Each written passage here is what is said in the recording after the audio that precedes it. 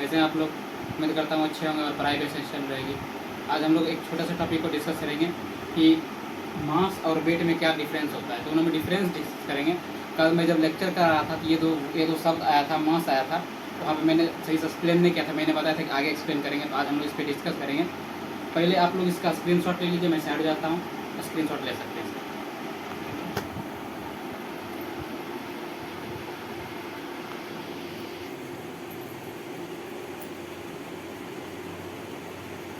तो उम्मीद करते हैं स्क्रीनशॉट ले लिए होंगे और एक एक पॉइंट मैं एक्सप्लेन करता हूँ। ज़्यादा लंबा वीडियो नहीं होगा, 10 से 12 मिनट बहुत हो जाएगा। ठीक है, चलिए पहले देखते हैं मास और वेट में क्या फ़र्क होता है। मास होता है, mass is the amount of particles contain in a body. Mass जो है अमाउंट ऑफ पार्टिकल्स को कहते हैं। जैसे मैंने बताया ये मार्कर प्लास्टिक से बना हुआ है, चाहे ये जो ऑब्जेक्ट है जिसमें मेटल का बना हुआ है, इसके अंदर इसका जितना भी पार्टिकल्स मौजूद है वो इसका मास कहलाएगा। इस पर जो अर्थ का ग्रेविटेशनल फोर्स लग रहा उसके कारण से जो इसका फोर्स का और मास का प्रोडक्ट आएगा उसको क्या बोलेंगे हम, उसको इसका वेट बोलेंगे, वेट। ठीक है, जो वजन हम लोग वेट जो मेजर करते हैं वो ग्रेविटेशनल फोर्स पे डिपेंड करता है। मास और वेट में फ़र्क है। हम लोग जो केजी यूनिट लिखते हैं वेट का वो रॉन्ग है, ऐसा यूनिट नहीं होता, वो प्रैक्टिकल यूनिट है। मतलब बोल चाल की भाषा हम उसको यूज कर लेते हैं केजी, वास्तव वो मास का यूनिट होता है। तो यहाँ पर मैंने लिखा हुआ है कि मास क्या, amount of particle contain in a body, इसको मास बोलते हैं। और वेट किसको बोलते हैं, it is a force acting on the body due to gravity. मतलब ग्रेविटेशनल अर्थ का ग्रेविटी के प्रेजेंस में किसी भी ऑब्जेक्ट पे जो फोर्स लगता है उसके कारण से उसके मास को और उसको प्रोडक्ट को मल्टीप्लाई करने के बाद जो रिजल्ट आता है उसको हम लोग क्या बोलते हैं, वेट बोलते हैं। यानी कि जो वेट जो है वो एक ग्रेविटेशनल फोर्स के कारण ही होता है, वेट और मास। इसमें हमारा मास जो है स्केलर क्वांटिटी, स्केलर क्या होता है, जिसके पास सिर्फ और सिर्फ मैग्नीट्यूड हो, डायरेक्शन नहीं हो। लेकिन यहाँ पर वेट जो है इसके पास वेक्टर क्वांटिटी इसको बोलते हैं। क्यों बोलते हैं वेक्टर क्वांटिटी, जब इसको इरेज करेंगे तो समझाएंगे। क्योंकि वेट जो लगता है ना किसी भी ऑब्जेक्ट पे अर्थ का ग्रेविटेशनल फोर्स लगता है उसके सेंटर की तरफ लगता है, उसका एक फिक्स डायरेक्शन है, अर्थ के सेंटर की तरफ ही जाएगा। इसीलिए इसमें डायरेक्शन भी है, जिसके कारण इसको हम क्या बोलते हैं, वेक्टर क्वांटिटी बोलते हैं। इसकी एसआई यूनिट की बात करते हैं, इसको केजी बोलते हैं। एसआई यूनिट क्या करते हैं, केजी बोलते हैं। वो मास का यूनिट है एसआई केजी, लेकिन हम लोग यूज करते हैं वेट को, वो प्रैक्टिकल यूनिट होता है, ऐसा यूनिट नहीं होता है। बोलचाल की भाषा हम यूज कर लेते हैं। इसका सीजीएस यूनिट क्या होता है, स्मॉलेस्ट यूनिट। एसआई का स्मॉलेस्ट यूनिट सीजीएस यूनिट होता है, इसको क्या बोलते हैं, ग्राम बोलते हैं। और इसी वेट का एसआई यूनिट का बात करें तो केजी वेट इसको बोलते हैं। केजी और डब्ल्यूटी वेट शॉर्ट फॉर्म लिखे, ठीक है, केजी वेट। इसका सीजीएस यूनिट का बात करेंगे तो ग्राम वेट, ग्राम वेट। ठीक है, उसके बाद आगे बढ़ रहे हैं। इसके बाद अगला पॉइंट क्या बोलता है, mass of a body does not very with the position remains in the everywhere same. बोलता है किसी भी ऑब्जेक्ट से, ये वस्तु है, इसका मास कहीं भी इसके अंदर जो पार्टिकल्स, चाहे चांद पे चल जाए, चाहे धरती पे रहे, चाहे किसी माउंटेन पे चढ़ जाए, इसके अंदर जो पार्टिकल कंटेंट जिससे ये बना हुआ वो तो कहीं से चेंज नहीं होगा। लेकिन वेट में फर्क आता है। वो क्यों आता है, अभी मैं इसको एक तरह से प्रूव करके दिखाएंगे कि ऐसा क्यों होता है। ठीक है, चलिए आगे बढ़ते हैं। अगला पॉइंट इसमें एक्सप्लेन करते हैं कि weight of a body is maximum at the pole and at the equator is minimum. बोलता है किसी भी ऑब्जेक्ट का, जैसे यही ऑब्जेक्ट है, मेरे पास यही एक ऑब्जेक्ट है और भी है, इसका जो वेट है वो वेरी करेगा। कब वेरी करेगा, पोल पे मैक्सिमम होता है और मिनिमम होता है इक्वेटर पे। इस पॉइंट को मैं इसको इरेज करने के बाद अच्छे से एक्सप्लेन करूंगा ताकि आपको थोड़ा सा फील आ जाए फिजिक्स का।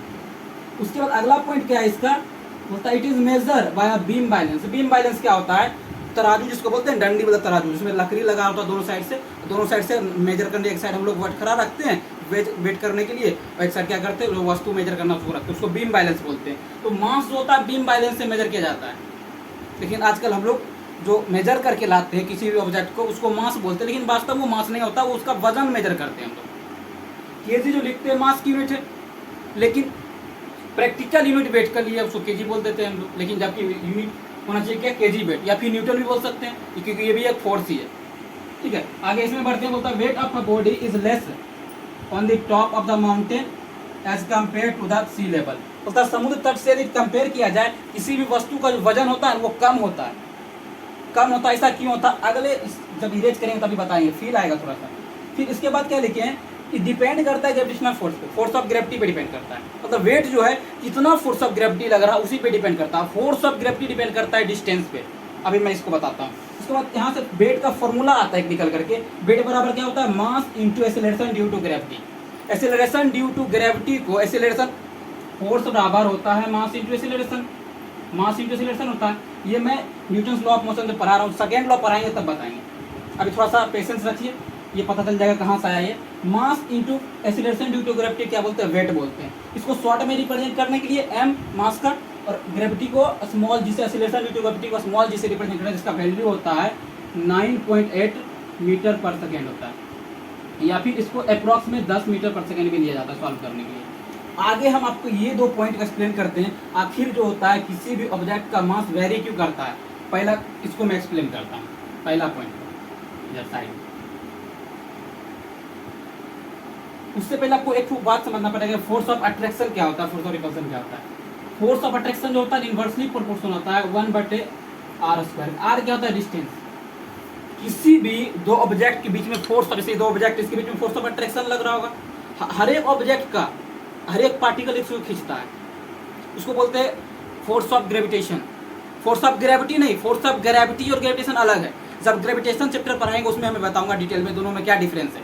अभी पहले पर समझते हैं फोर्स ऑफ अट्रैक्शन या रिपल्सन जो होता है किसी भी वस्तु का लगता है वो स्क्वायर का इनवर्सली प्रोपोर्शन होता है। जैसे कि आर क्या है, डिस्टेंस है, डिस्टेंस का इनवर्सली प्रोपोर्शन। तो ये अर्थ को इमेजिन करते हैं हम लोग, पूरा गोल तो होता नहीं अर्थ, इसलिए अर्थ को इमेजिन करते हैं, ये हमारा अर्थ है, अर्थ का सतह है, ठीक है। इसको इमेजिन कर लेते हैं, अर्थ है, इसका पोल होगा साउथ पोल, इधर नॉर्थ पोल होगा, नॉर्थ पोल होगा। अब बीच से विषुवत रेखा पास करते हैं, इसको इंग्लिश में हम लोग इक्वेटर बोलते हैं।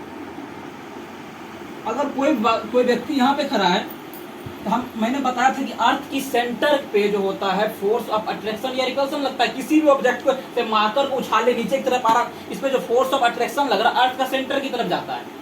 इस वस्तु को उछाले जो नीचे की तरफ आ रहा है, इस पे जो फोर्स लगता है अर्थ का सेंटर की तरफ जाता है। तो कोई भी वस्तु पे जो फोर्स लगता है जिसके कारण से वेट आता है वो अर्थ के सेंटर की तरफ जाता है। तो सेंटर से यहाँ का डिस्टेंस अगर देखा जाए छोटा है, छोटा है डिस्टेंस। और फोर्स अगर देखा जाए, इसे इसको मान लेते हैं हम 5 मीटर होगा, समझाने के लिए बता रहे हैं कि 5 मीटर मान लेते हैं, ऐसे किलोमीटर में होता है अर्थ का। इसको मान लेते हैं, ये थोड़ा सा बड़ा दिख रहा भी है, तो मान लेते हैं 8 होगा, 8 मीटर। अब अगर फोर्स निकालते हैं, फोर्स अगर डिस्टेंस को घटा देंगे, डिस्टेंस घटाएंगे, इनवर्सली प्रोपोर्शनल क्या मतलब, अगर डिस्टेंस को हम घटाएंगे तो फोर्स क्या होगा, बढ़ जाएगा, फोर्स बढ़ जाएगा। और मैंने बताया वेट बराबर क्या बताया, mass into acceleration due to gravity, ये भी तो फोर्स ही है ना। एक्सीलरेशन कैसे घटेगा, बढ़ेगा, फोर्स ये जो है हमारा वेट जो है ग्रेविटेशनल फोर्स है। ग्रेविटेशनल फोर्स घट बढ़ रहा, कैसे बढ़ रहा, घट रहा, क्योंकि डिस्टेंस वेरी कर रहा। जब पोल पे खड़ा है डिस्टेंस कम है, जैसे ये व्यक्ति पोल पे खड़ा है, मिस्टर राम मान लेते हैं इसका नाम, मिस्टर एक्स या वाई जो भी नाम है इसका, ये यहाँ पे खड़ा है। इससे अगर इसका अर्थ का सेंटर डिस्टेंस निकालना 5 मीटर बोल रहा है, तो यहाँ पे जो फोर्स लगेगा जाहिर सी बात है ज्यादा लगेगा। इक्वेटर पर चल थोड़ा सा दूर चल गया, डिस्टेंस बढ़ गया, तो फोर्स कितना घटेगा, स्क्वायर टाइम्स घट जाएगा। जैसे यहाँ अगर बात किया जाए पहले केस में जब पोल पे खड़ा है, उस केस में क्या होगा, 5 का स्क्वायर यानी कि 25 टाइम्स घट जाएगा फोर्स, 25 टाइम्स घट जाएगा। और जब और दूर चल जाएगा तो 64, 8 का स्क्वायर 64 टाइम्स घट जाएगा फोर्स। जब फोर्स घटेगा जाहिर सी बात है वजन में भी फर्क आएगा, वेट में भी फर्क आएगा। इसी कारण से क्या होता है, जब हम लोग किसी वस्तु को मून पे ले जाते हैं तो उसका वेट जो होता है या मास तो सेम रहता है, वेट जो होता है जो अर्थ पे मेजर करते हैं उसका 1/6 टाइम्स हो जाता है। यदि कहने का मतलब हुआ अगर किसी वस्तु का वजन जो है, मान लीजिए कोई ऑब्जेक्ट इसका वजन 6 kg है, अगर इसको मून पे जाकर मेजर करेंगे 1 kg का आपको मिलेगा। या फिर इसको आप इक्वेटर पे चले ले करके आपको क्या होगा, इसका वजन क्या होगा, चेंज हो जाएगा, घटता हुआ मिलेगा, बार घटता हुआ मिलेगा, क्योंकि डिस्टेंस बढ़ रहा, फोर्स ऑफ ग्रेविटेशन घटेगा, बढ़ेगा। और उसके बाद क्या होता है, अगर पोल पे चल जाए हो सकता है बढ़ जाए, क्योंकि डिस्टेंस कम रहा तो फोर्स जाहिर सी बात है बढ़ेगा, फोर्स बढ़ेगा तो मास भी बढ़ेगा, फोर्स बढ़ेगा तो वेट भी बढ़ेगा, क्योंकि वेट क्या है, फोर्स ही तो है, वेट भी तो फोर्स है। उसकी ऐसा यूनिट को हम जहाँ तक बोल सकते हैं न्यूटन भी ले सकते हैं या फिर केजी वेट भी बोल सकते हैं। दूसरा पॉइंट जो है कि weight of a body is less than the top of the mountain as compare to sea level. बोलता है अगर किसी माउंटेन की सतह के ऊपर चला जाए तो वजन क्या हो जाएगा, कम जाएगा, जाहिर सी बात है कमेगा। इससे यही तो फोटो था, फिर से इसी चीज़ को इमेजिन करते हैं। जैसे यहाँ पे मान लीजिए माउंटेन है अर्थ का ऊपर, ठीक है, माउंटेन है, यहाँ पे सेंटर है, ऊपर बढ़े डिस्टेंस तो बढ़ रहा ना, डिस्टेंस बढ़ रहा, डिस्टेंस बढ़ेगा, फोर्स क्या होगा, घट जाएगा, स्क्वायर टाइम घटेगा। अगर माउंटेन के ऊपर चल जाए, यहाँ से ऊपर चल जाए, अर्थ की सी लेवल से लेकर के ऊपर चल जाए, अभी यहाँ था कोई व्यक्ति, चाहे कोई वस्तु रखा होता है यहाँ पे, इसका जो वजन, इसका जो वेट था मान लीजिए 50 kg था, 50 kg वेट होगा इसका। जब ये ऊपर चला गया, इसका वजन जाकर देखता वहाँ पे जाकर के देख रहा है क्या वो इसका वजन हो गया 45 kg। भाई ऐसा क्यों हुआ, ये भी सोच में पड़ जाता है। अगर किसी को फिजिक्स का नॉलेज नहीं है सोच में पड़ जाएगा ऐसा क्यों हो रहा, काहे घट रहा वजन मेरा। वो डिपेंड करता है वजन की फोर्स ऑफ ग्रेविटी पे डिपेंड करता है।